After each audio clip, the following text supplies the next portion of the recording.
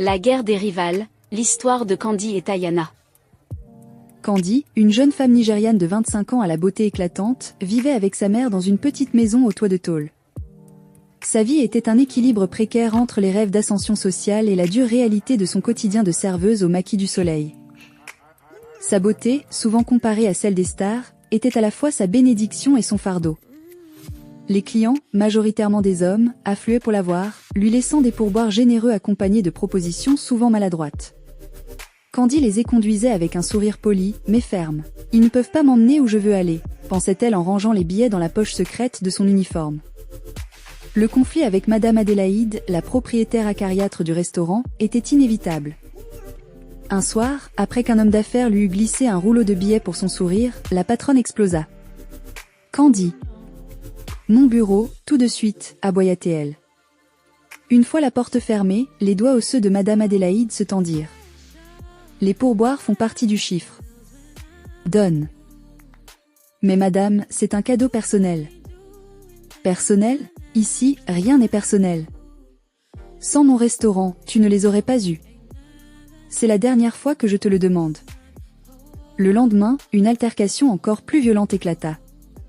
Candy, les yeux brillants de colère refusée, s'entendit dire « Rends ton tablier. » Tu es viré.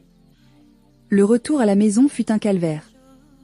Sa mère, Mama Ngozi, épuisée par la vente d'arachides grillés au bord de la route, ne comprit pas « Qu'est-ce que tu fais au lit à cette heure ?»« Le travail, ça ne se fait pas en dormant. » Tonna-t-elle du seuil de la chambre. Exaspérée par l'immobilité de sa fille, elle attrapa une tasse d'eau et en versa le contenu sur le visage de Candy. « Lève-toi. »« Maman, arrête !» cria Candy en sursautant. « Je n'ai plus de travail. Elle m'a renvoyée. » Renvoyée? Et tu crois que l'argent pousse sur les manguiers? Tu vas nous faire mourir de faim, cette fille. Avec l'argent patiemment amassé, Candy décida de s'offrir un moment d'évasion. Elle se rendit à l'Élégance d'Abuja, une boutique où elle n'osait d'habitude que rêver devant la vitrine.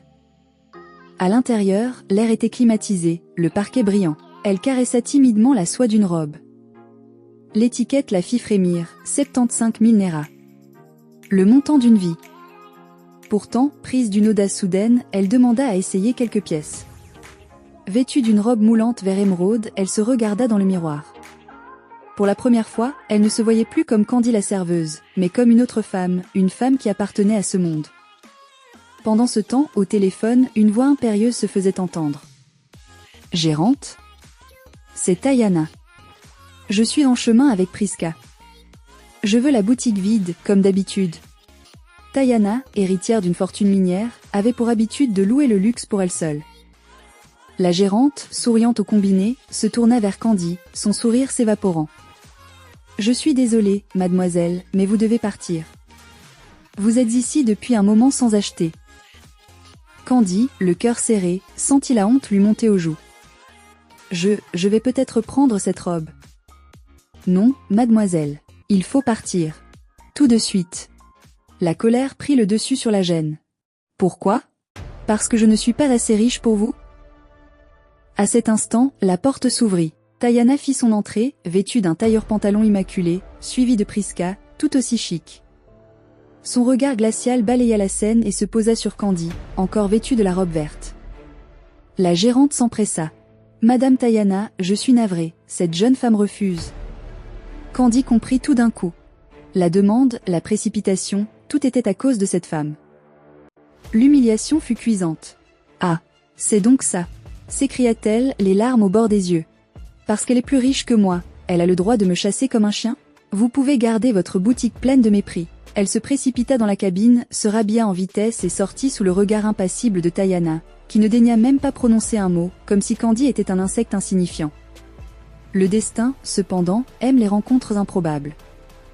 Une semaine plus tard, par une soirée étouffante, la Mercedes de Tayana tout sauta et s'arrêta net dans le quartier modeste de Candy, de la fumée s'échappant du capot.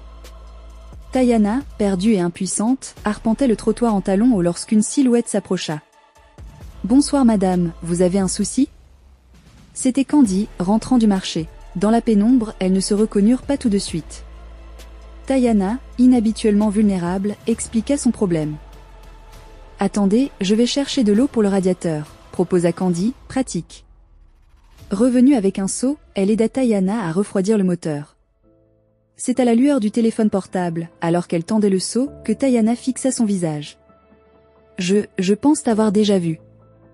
Quelque part. Ah. C'est